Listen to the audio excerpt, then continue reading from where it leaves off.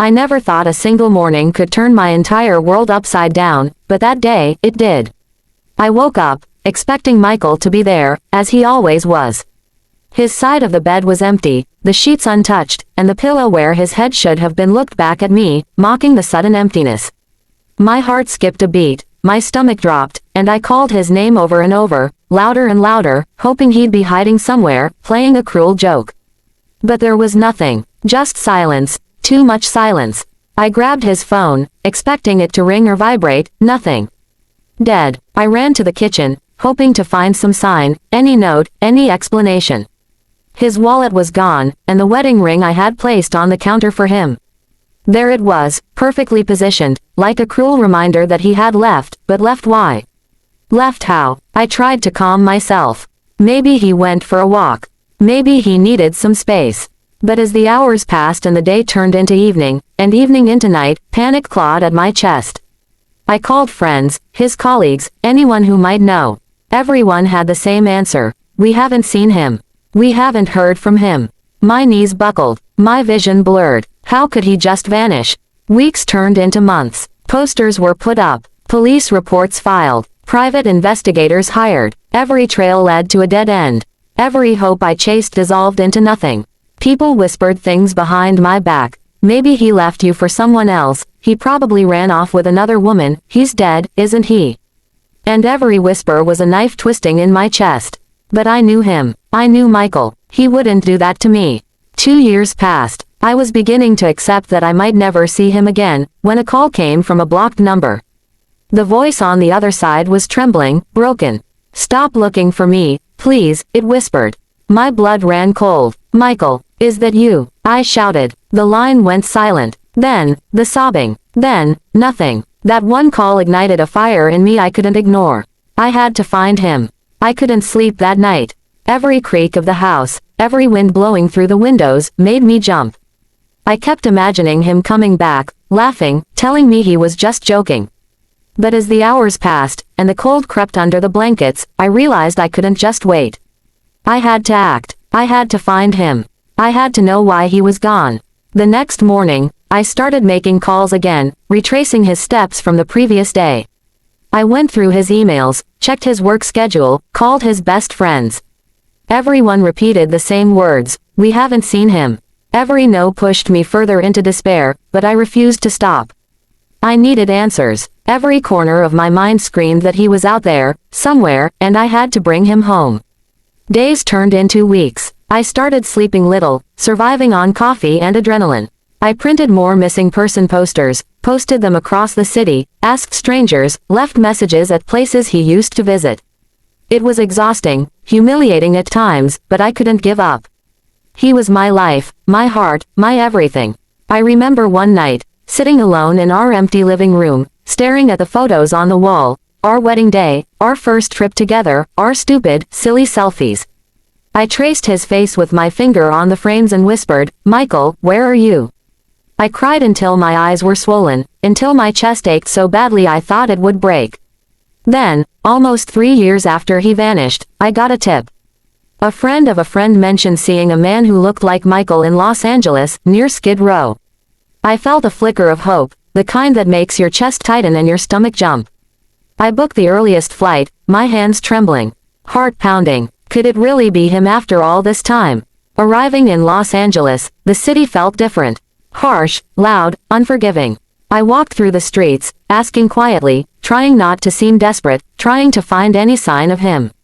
And then, I saw it. A blanket moving slightly on the sidewalk. My heart nearly stopped. My feet carried me forward before my mind could even catch up. There he was, Michael, or at least, the man who used to be Michael. Thin, pale, hair matted and tangled, clothes torn and dirty. My knees buckled. He didn't look like the man I had married. He looked like someone the world had eaten alive and spat out. "Michael," I whispered, my voice shaking. He turned slowly, eyes wide and frightened. Recognition, shock, shame, pain, all at once. "Sarah, you shouldn't be here," he said, barely audible. I fell to my knees, tears streaming down my face. "Why did you leave me? Where have you been? I've been searching for you for 3 years. He couldn't look me in the eyes. He hugged himself, shivering. I didn't want you to see me like this. I thought if I left, you could live your life without seeing me die, without grief, without pain. I could barely breathe. Michael, you were never a burden. Never. I would have stayed by your side, every second, every day. You're my life. I could never stop loving you. He shook his head, tears rolling down his cheeks. I didn't know how to come back. I was ashamed, broken, lost. I reached for him, my hands trembling, and held him close. The streets, the cold, the filth around us, didn't matter anymore.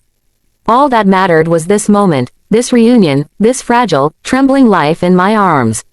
We stayed like that for what felt like hours, neither speaking, just holding each other. I could feel the pain he carried, the shame, the loneliness. And I whispered to him, "It's okay. You're not alone anymore. I found you. I'll never let you go again." Eventually, we stood together, slowly walking away from that street, that harsh, unforgiving place. The world seemed to blur around us, but it didn't matter. We had found each other. And I knew, no matter what, we would face everything together from now on. That night, in a small rented room, we sat holding hands, talking quietly. He told me everything, about the illness, the fear, the shame, the nights he spent on the streets wondering if I had moved on. Every word broke me and healed me at the same time. I cried again, not just for the pain, but for relief, for gratitude, for the fact that he was alive. I realized then something profound. Sometimes, people disappear not because they stop loving us, but because they think we are better off without seeing them suffer. And sometimes, all it takes is one person who refuses to give up to bring them back. I had refused. I had hoped. I had believed. And Michael was back. The following days were slow. We cleaned him up, got him checked by doctors, and slowly started rebuilding what had been lost. The city felt less harsh now, because he was with me. Every morning, every small smile, every shared meal felt like a miracle. And I knew, no matter what struggles we would face, we had survived the worst together. 3 years of fear, uncertainty, and despair had ended in that one moment, on that cold street, where I found the man I loved, broken but alive. And I promised myself, and him, that I would never let him feel alone again. Not for a second. We had been given a second chance, and I would hold on to it with everything I had. After the night I found him, I thought maybe the hardest part was over. But the truth was far more complicated. Michael wasn't just lost emotionally, he had been surviving a world I couldn't even imagine, the streets. The cold, the hunger, the constant fear of being invisible. I realized that finding him was only the first step. Helping him rebuild, that would take time, patience, and strength I didn't know I had. Every morning, I watched him wake up slowly, staring at the ceiling like a man haunted by years of despair. I wanted to reach out, to say the right words, to let him know it was safe to come back to life. But some nights, he wouldn't speak. He'd just sit in silence, rocking slightly, staring at nothing, and I would sit beside him, holding his hand, hoping my presence alone could remind him that he wasn't alone anymore. He told me fragments of his journey. About the nights he slept on cold pavements, the days he went without food, the shame that made him avoid everyone he knew. He admitted he'd thought about giving up, about disappearing completely, and I couldn't help but cry as I held him tighter. I realized the man in front of me had endured unimaginable pain, and yet here he was, alive. Breathing, mine, but life on the streets had left scars, not just physical, but deep in his soul. Simple things frightened him, loud noises, strangers approaching too quickly, sudden movements. I watched him flinch at things I barely noticed, and my heart broke all over again. The man I married was there, yes, but the man I married had been replaced, temporarily, by someone fragile, broken, and mistrustful of the world. I knew we couldn't stay in that small rented room forever.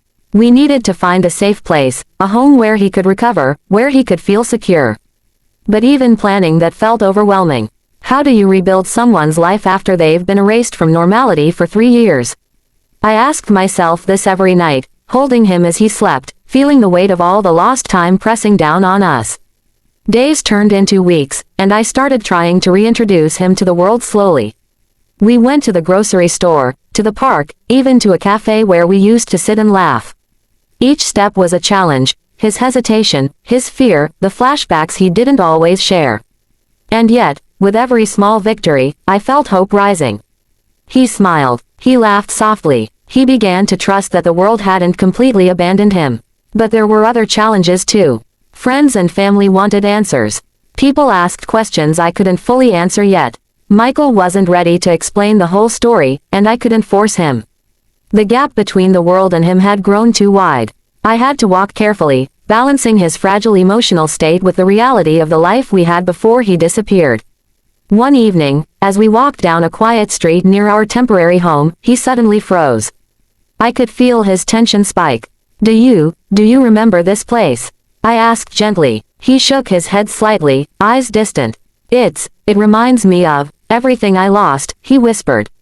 That one line encapsulated the trauma of 3 years living on the streets. Everything familiar and safe now felt threatening and foreign. I held him, whispering reassurance, even as my own heart ached. In the following days, I realized that finding Michael was only the beginning. Each morning, he woke up cautiously, almost afraid that the world outside the small room would swallow him again. He flinched at sudden noises, hesitated when strangers passed by, and often remained silent for hours. I tried to remind him gently that he was safe, that he didn't need to hide anymore. But the fear etched into his eyes couldn't vanish overnight. I wanted to take him back to our home, but I knew it was too soon. The world outside had changed too much, and so had he. We began small, walks around the block, short trips to the nearby grocery store, sitting on a park bench watching people pass. Every small act of normalcy felt monumental.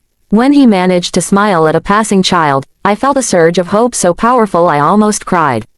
That was Michael returning, the man I knew, buried beneath the pain of years of isolation and struggle. Yet, the streets had left marks that couldn't be erased easily. He spoke occasionally about the nights he slept on cold concrete, the strangers who had ignored him, the shame that made him avoid anyone familiar. It was a story so heart-wrenching that I often found myself holding him and crying alongside him. I couldn't believe he had endured so much alone, and yet survived. One afternoon, I persuaded him to visit a small cafe we used to frequent. The smell of coffee, the chatter of people, it overwhelmed him. He trembled as we entered, and I held his hand tightly, whispering reassurances. A barista greeted us with a familiar smile, and for a brief moment, I saw recognition spark in his eyes. It was fragile, but it was real. That tiny flicker of familiarity was like sunlight breaking through a storm. But healing was not linear. Some nights, he would wake up screaming, drenched in sweat, calling out for strangers who didn't exist. He flinched at the sound of cars, shouting men, even dogs barking. I sat beside him, stroking his hair, whispering that he was safe. Slowly, he began to breathe again. I realized that love alone was not enough. Patience, presence, and understanding were equally crucial. Meanwhile, I tried to rebuild the parts of our life that had been paused for 3 long years. I spoke to friends and family on his behalf, explaining gently that he needed time. People were curious, some judgmental, some sympathetic. It was hard to protect him from the world's questions and opinions while also helping him regain confidence. Every interaction outside our small safe space was a challenge, a small battlefield where he had to fight the anxiety and fear built over years of neglect. One day, as we walked past the area where he had been seen last, he froze completely. I could feel the panic radiating from him. "Do you remember this place?" I asked softly. He shook his head, his voice barely audible. "It reminds me of all I lost." My heart ached. I held him tightly, understanding that even familiar streets could carry trauma, that every step toward recovery was a monumental effort. Then came the moments of connection, small victories that built a bridge between his past pain and our present hope. He laughed softly when I teased him about forgetting our anniversary, smiled when I cooked his favorite meal, and even began to share small stories from the time he spent on the streets.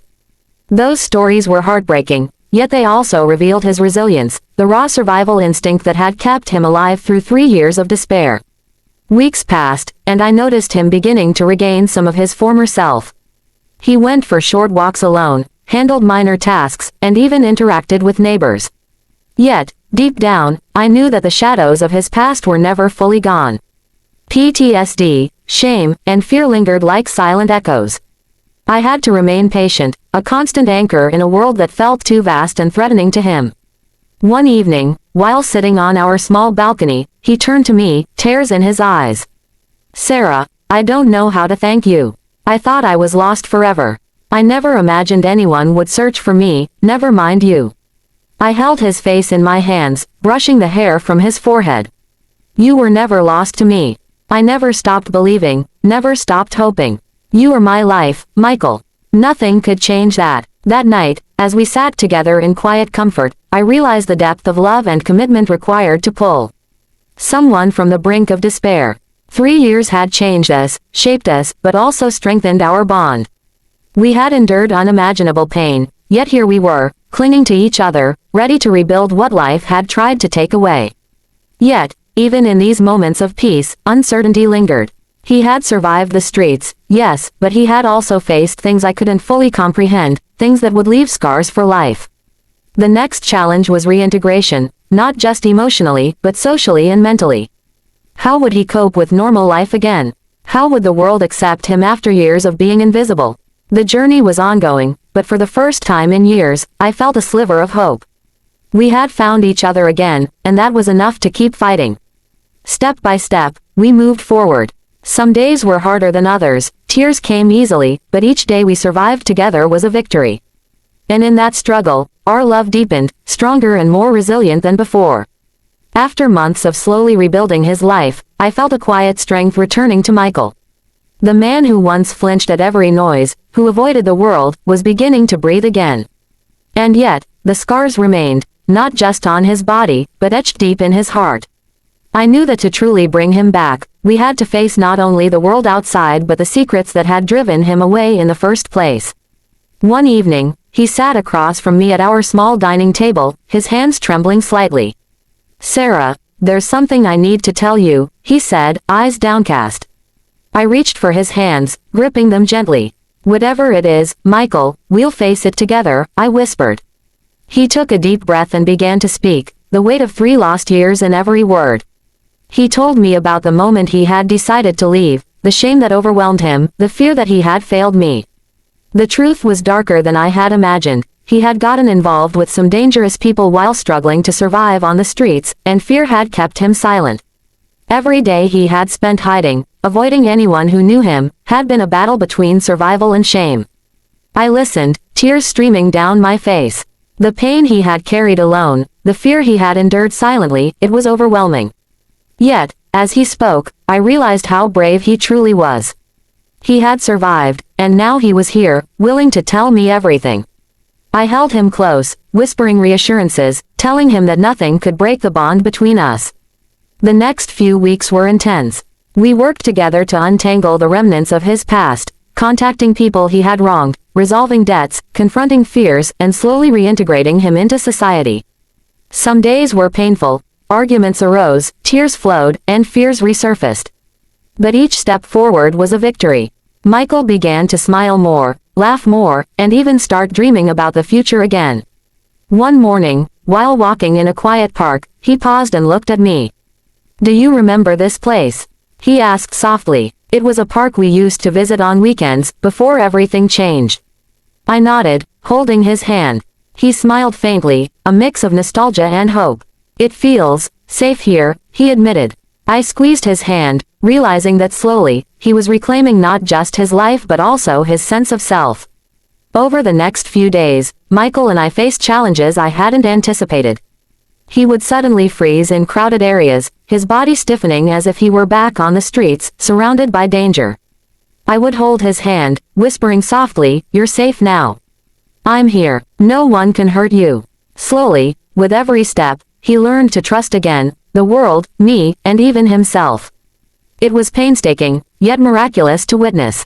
One night, he woke me up in the middle of a stormy evening, shaking and trembling. "Sarah, I can't, it's too much," he gasped. I pulled him into my arms, feeling his body shiver against mine.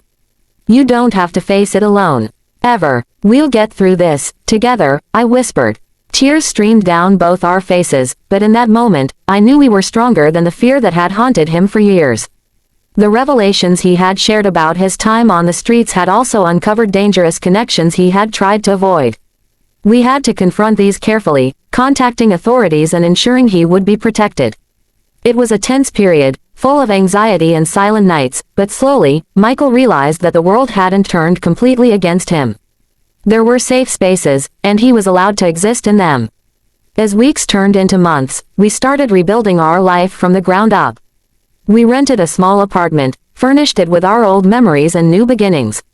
Michael began working part-time, slowly reintegrating into society. Each small success, each smile he offered, felt like a victory not just for him but for both of us. I had never been prouder, never felt more love, more connection.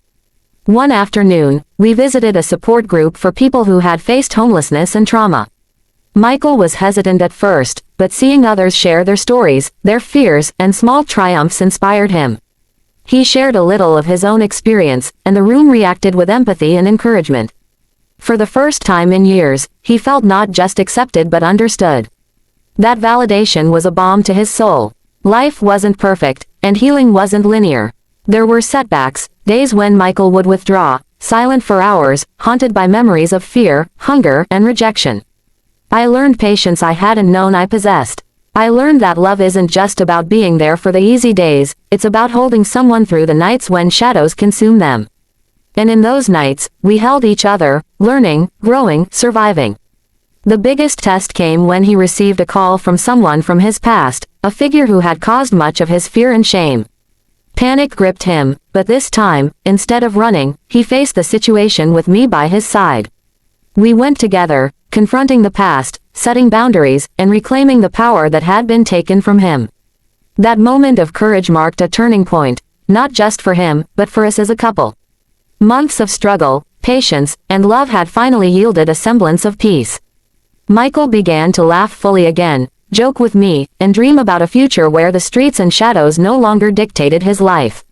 We even started talking about small adventures, trips we had postponed, places we wanted to see, dreams we had once whispered on quiet nights before life tore us apart. On the anniversary of the day I found him, we returned to the very street where he had been sleeping all those years ago. It was raining lightly, the kind of rain that feels cleansing rather than cold. I held his hand tightly. "We've come so far," I whispered. He looked at me, eyes glistening with tears, and nodded. "Thanks to you," he said softly. "I wouldn't be here without you." And I smiled, realizing that the journey we had endured together had forged a bond deeper than either of us could have imagined. In the end, part 3 of our story wasn't about the streets, the fear, or the past, it was about love, resilience, and the human capacity to heal. Michael and I had faced darkness together, and we had emerged stronger, not just surviving but thriving. The scars remained, yes, but they reminded us of what we had overcome, of the power of hope and unwavering faith in each other.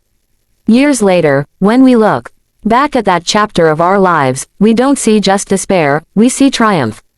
Triumph over circumstances, over fear, over loss. We see a love that refused to let go, a commitment that endured even when life seemed impossible. And that is what makes our story unforgettable. Not the pain we endured, but the hope we clung to and the life we reclaimed together. We had been given a second chance. A chance to rebuild, to love, to laugh, and to dream again. And we took it, every single day, grateful for each other, for the journey, and for the life that awaited us beyond the shadows of the past. Our hearts, once broken and weary, were whole again, united, stronger, and ready for whatever the future might bring. If you enjoyed this video, please subscribe to our channel Real Life USA Stories, give it a thumbs up, and share your thoughts in the comments. Thank you.